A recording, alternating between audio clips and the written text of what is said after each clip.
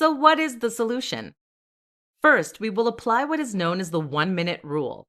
That rule tells us that if a task takes just 1 minute, then we must complete it there and then. Too often, we put off tasks because we find them stressful. If it means emailing a client who is traditionally a little grumpy, for instance, then we might put off doing so because we don't want to have to deal with them. But these tasks aren't going to go away. And if it takes just 1 minute, then it's going to realistically interrupt your day or prevent you from doing the real work. So just do it. This is a fantastic habit to get into. An exception, caveat to this rule is that you shouldn't let 1-minute tasks pull you out of your deep work. Switching between tasks takes a lot of mental energy, meaning that productivity is always lost. The solution? Simply shut off notifications and other distractions to make sure that you will not even know about the task until you unplug. Why you should tackle the biggest challenge first. You sit down at your computer, boot it up, and take a look at your to-do list. What do you find? Several big projects and a slew of smaller tasks that need doing. That's before you've even opened your emails. So what do? Which projects to get started first? The answer? Whichever task is the biggest and most unappealing. This is what is referred to as eating the frog, which in turn comes from a Mark Twain quote. If it's your job to eat a frog, it's best to do it first thing in the morning. And if it's your job to eat 2 frogs, it's best to eat the biggest one first. Another way to look at this is like so. It's better to have a big project behind you than in front of you. The issue with trying to tackle smaller projects and tasks first is that they have a tendency of building up and running over. If you tackle a long list of to-dos, then you're going to find yourself having to tick a lot of things off before you ever sit down to work. This can leave you exhausted, but it also often means you won't actually have time to accomplish much else come the end of the day. As the day goes on, you also lose willpower and energy, meaning that you will tend to spend longer on those bigger projects. There's now a very real threat of it not getting done. Usually, the biggest and most unpleasant task is the one that will provide the most value. This is the one that clients pay the most for, or that is the most important for your employers. Thus, if you complete this task first, you know that you've accomplished the thing that is most valuable. You've done the actual work. This is also a great tool for building and developing the kind of willpower you need to stay productive and self-motivated. There is an exception to this rule, though, of course. That is when you have something that is urgent to do. If a task has a shorter deadline and is something you can't push back, then you should complete this first to avoid getting in trouble. Then the next task will be the biggest and most challenging. Everything else goes on your to-do list. These 5 hacks will make working from home much more enjoyable. Working from home can be a mixed blessing. For some, this is an ideal way to spend more time in their own environment, to get away from irritating colleagues, and to get rid of the commute. For others, this can feel a little like being under house arrest. Here are some tips that will help to ensure you fall into that former camp. Adopt flexi time. Depending on your precise work arrangements, working from home probably means you now have the luxury of deciding how and when you wish to work. That means you can get up early and finish at 2 p.m., or you can have the morning off and work into the evening. Mess around with what works best for you. Listen to music. Music can make a huge difference to how long and dull a day feels, and it can also help to keep you focused by blocking out distracting sounds. Invest in some good noise-canceling headphones. Watch movies and TV. This might sound counterproductive, but in fact, you can actually watch movies and TV while working at the same time. This is a strategy that Tim Ferriss has been known to use and that is useful for distracting that more creative part of your brain that doesn't enjoy dull work. The key is to watch something you already know very well and to take the sound off. This makes it a background distraction that you can gaze at occasionally while touch typing.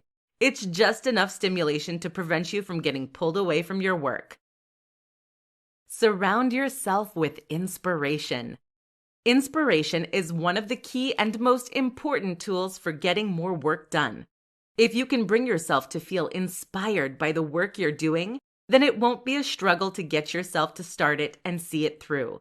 What can help in this regard, then, is to surround yourself with things you personally find inspiring. That might mean examples of great works in your field, or just images of the people who inspire you. Spend time with others. With your office time gone, you might find yourself going a bit mad from the social isolation. A good solution is to spend lunchtimes with others or to meet after you finish work. You've traded time with irritating colleagues for time with the people you love. It's an upgrade. The top tools and apps for getting more work done from home. Working from home is a mixed blessing. On the one hand, you'll now have the freedom to work from the comfort of your own four walls. You can drink as much coffee as you like, and you don't have a commute. But on the flip side, you're surrounded by distractions. You can't easily speak to your colleagues, and you need to manage your time entirely by yourself. That's where the top apps and gadgets can come in handy for helping you to do more. Let's talk about some of the best. Asana. For managing big projects with a team of collaborators, tools like Basecamp and Asana are invaluable. Asana will let you create new tasks, assign people, and share updates with collaborators. You can add attachments too, and there are apps available for all major platforms. Slack. Slack is essentially WhatsApp for teams. Sending an email to ask small questions is time-consuming and certainly not optimal. So Slack exists to let you speak to colleagues as you might do by tapping them on the shoulder in a real office setting. Watch out though, Slack can be a time sink. Todoist. If you tend to work solo, then Todoist is a similarly indispensable tool. This is a to-do app that will let you create tasks for yourself and set reminders. It's available on all major platforms, and there's even an Apple Watch app. The best feature of Todoist is the natural language interpretation. This lets you say things like, take the trash out every Monday, which will then automatically renew on Monday with a due date for that day. Notion. Notion is a note-taking app that is significantly more powerful than most of the competition. That's because each note can become a database, a flowchart, or a page. You can embed images, videos, and even websites. And you can even export your notes as HTML websites. The whole tool is far more like a content management system in terms of what it can do, and many people refer to it as their second brain. Freedom. For those who struggle not to get distracted by the web without a boss breathing over their shoulder, Freedom is an app that lets you block specific apps and web pages. That means you can't access Facebook during work hours, which can instantly quadruple your work output.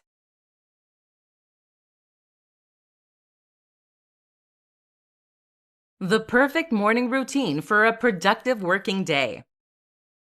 What you do first thing in the morning will set the mood for the entire day to follow. If you have a strong, productive start to your day, then you're going to find it much easier to dive straight into work and get lots done. But if you allow procrastination to creep in at this early point, or if you engage in unhealthy habits, then you're going to find it's much harder to get work done. And this becomes doubly important if you're working from home. With no commute, you have every opportunity to take things slow and to forget about things like grooming.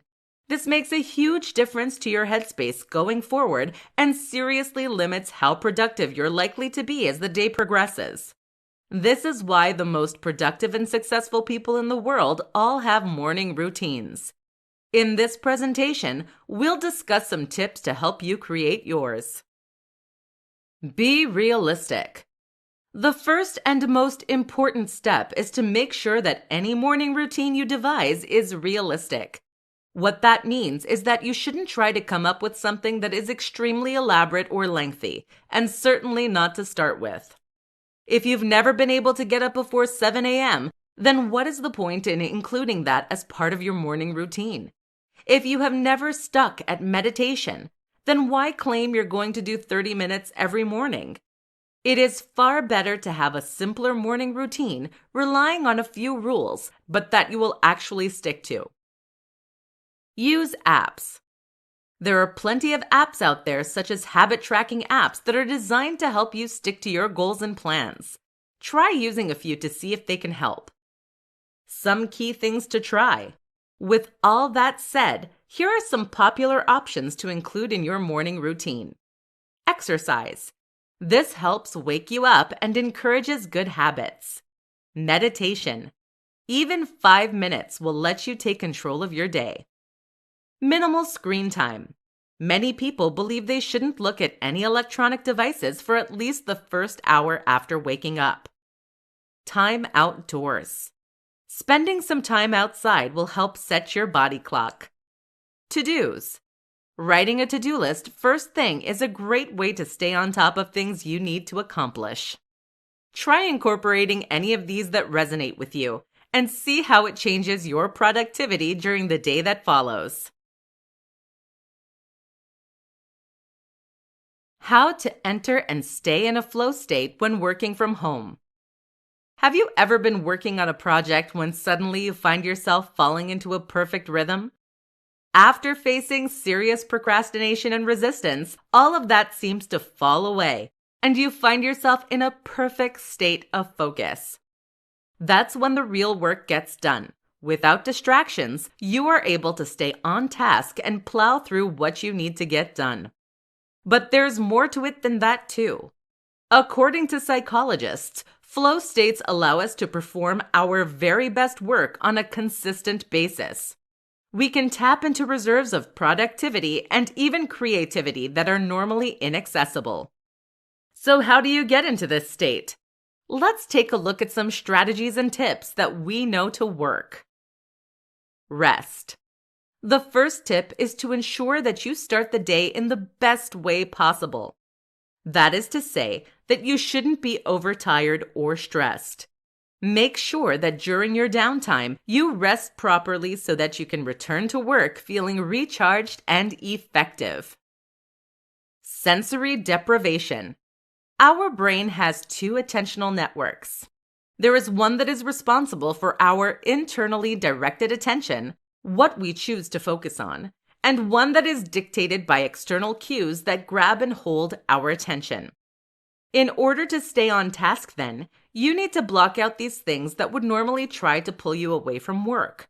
That means a level of sensory deprivation, which you can often accomplish by listening to music or white noise on headphones. Using a large monitor can also help, as this will take up more of your field of view. Inspiration.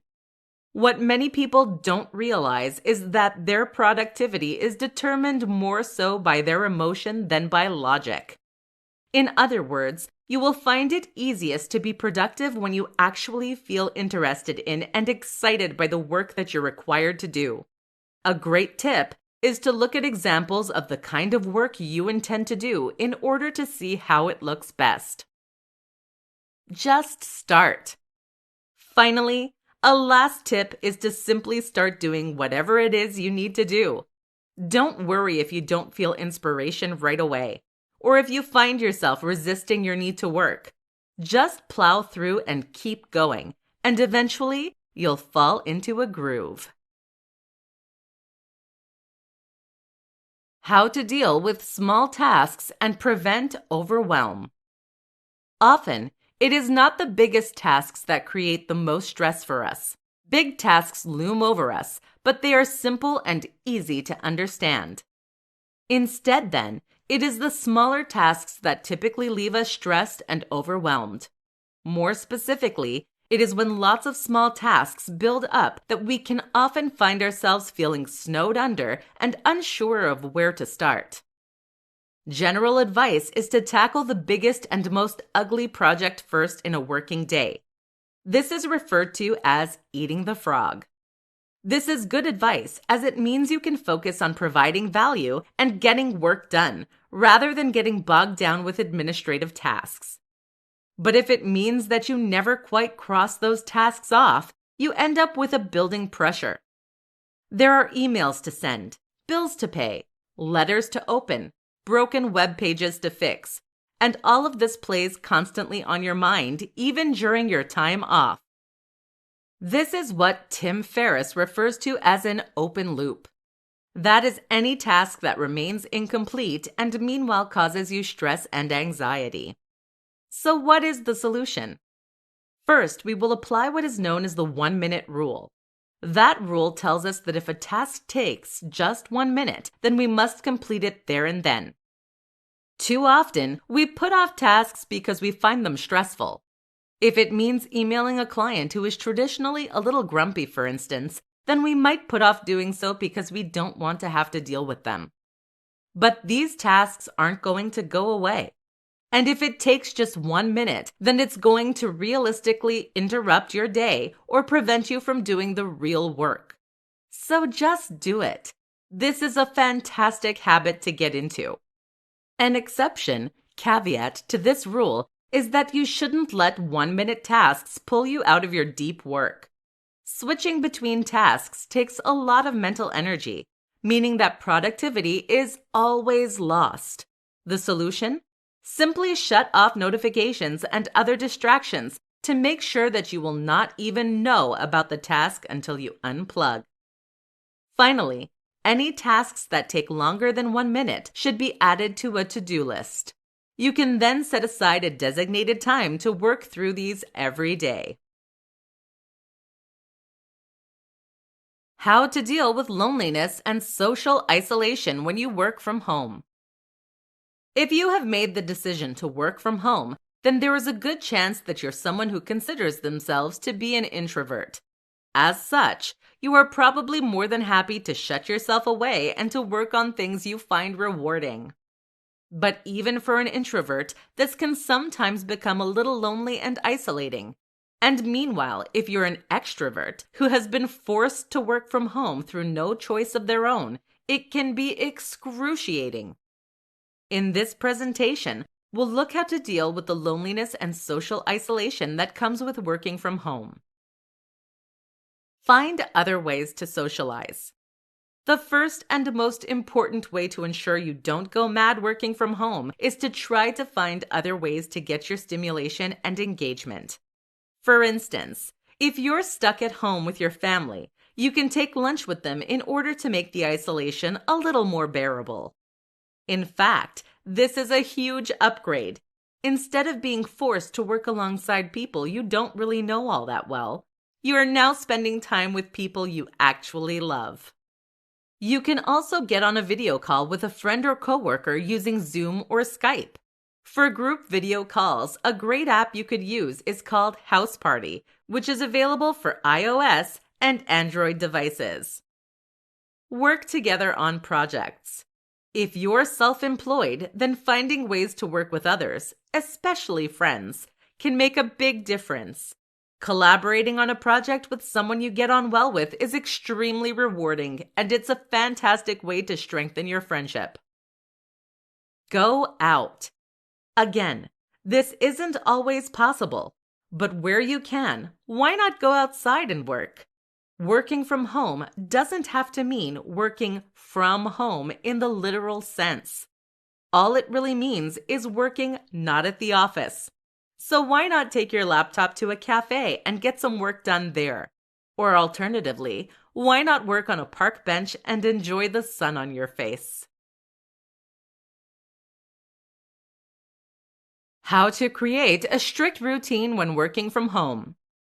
There are many things that you may find you struggle to come to terms with when you start working from home.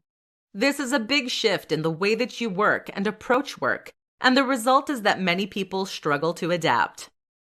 One big example is that the onus is now very much on you to decide how you wish to work.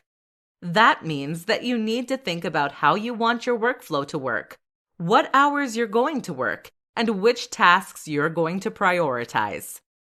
In this presentation, we're going to look at how to create a routine that will help you maximize your productivity and get more done. Be strict about downtime. The first tip that many people don't recognize is that it is just as important to be strict about downtime as it is to be strict about your actual work. That's critical because it is during your downtime that you're going to recharge for the day ahead. If you allow your work to creep into the rest of your day, then you're going to find that you end up failing to recharge your batteries properly. Thus, when you do start working, you will find that you have less energy and your mind is other places. Enjoy flexibility. With that said, it is entirely up to you how and when you work, depending on the nature of your work. In other words, if you're someone who works best in the mornings, then there's no longer anything stopping you from working from 6 a.m. to 2 p.m.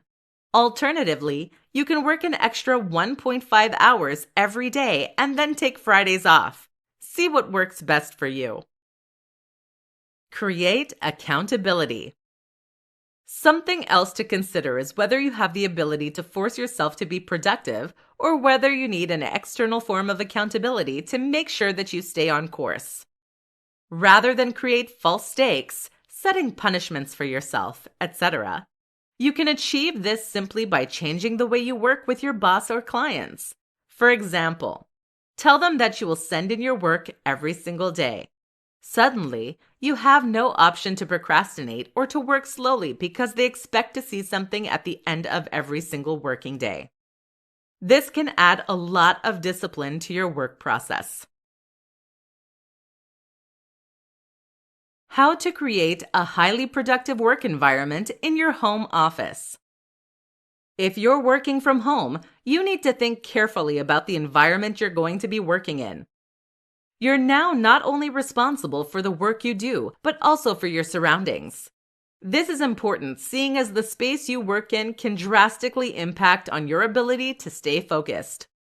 Now you have the opportunity to create a space that is perfectly conducive to your work style and that will help you to feel inspired, motivated, and comfortable. But too many people will find that the exact opposite thing happens instead. They end up working in squalor and feeling demotivated, cluttered, and distracted as a result. Listen up, and we're going to go over how to get this right and create a home office that you can't wait to sit down to work in. Eudaimonia Machine. The Eudaimonia Machine is a hypothetical architectural project described in Cal Newport's book, Deep Work. Here, Newport explains what the perfect space would be like in order to encourage focus and productivity. One of the key features of this space was a gallery of sorts including inspiring works and figures. Let's say that you're a writer then. This space might include a typewriter owned by a famous writer, a lot of impressive-looking books, or a quote from Shakespeare on a plaque. The idea of this is to help put you in the right headspace, to help you feel inspired and excited to get to work. Comfort. Another important thing for a home office is comfort. When you are uncomfortable, whether that's because the seat is awkward or the desk is the wrong height, this steals attention away from whatever you're doing.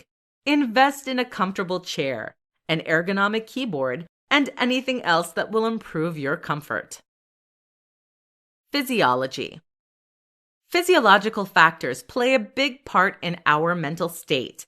Things like the level of lighting, the amount of background noise, or even the temperature can all impact on mood and well-being. Make sure you have precise control over these things. Even smells can affect the release of neurotransmitters that impact on mood. Tools. Of course, the right tools will play a big role in helping you to be more productive, as will creating a work zone that will make everything you need easily accessible from your one spot. 5 tips for avoiding procrastination. Procrastination is the bane of working from home. If you're someone who works at home regularly, then you absolutely need to learn to avoid the temptation to spend the first hour and a half doing nothing at all. Otherwise, you're suddenly working 5-hour days instead of 8-hour days, and that's something your employers and clients are going to notice. In this presentation, we're going to look at 5 tips for crushing procrastination. Accountability. The problem is that there is no accountability for procrastination. This is why it is worse for those that work from home versus those that work in an office. In an office, people are looking over your shoulder, but here you can do whatever you like. One solution is to create stakes for yourself. An easy way to do that? Email your client and tell them that you're going to finish X amount of work and send it to them daily. Suddenly, the option to sit on your thumbs for the first few days on a project is gone. Work in a coffee shop. This won't always be possible depending on your circumstances, but when it is, working in a coffee shop or library is a great way to add some social pressure to your day. You can't sit playing Sonic the Hedgehog now because people will think you're odd. Speaking of which, coffee works great too. Set rewards. Try setting yourself small rewards for accomplishing set amounts of work each day. For example, if you finish the first 2,000 words of an essay you're writing, only then can you give yourself a cup of coffee. Make the project fun. Often, we put things off simply because we don't want to do them. This is why procrastination tends to rear its ugly head more when we're doing particularly dull and dry tasks. The solution is to find a way to make that task more interesting. For example, you might find a way to gamify it, or you may just find a way to add more creativity to the project. Rest properly. Finally, make sure you have some proper downtime and fun during your time off. Often we procrastinate because there are other things we want to do. If you never have time to play video games, read books, or browse Facebook, then that will start creeping into your work. So actually enjoy your time off, and you should find this changes.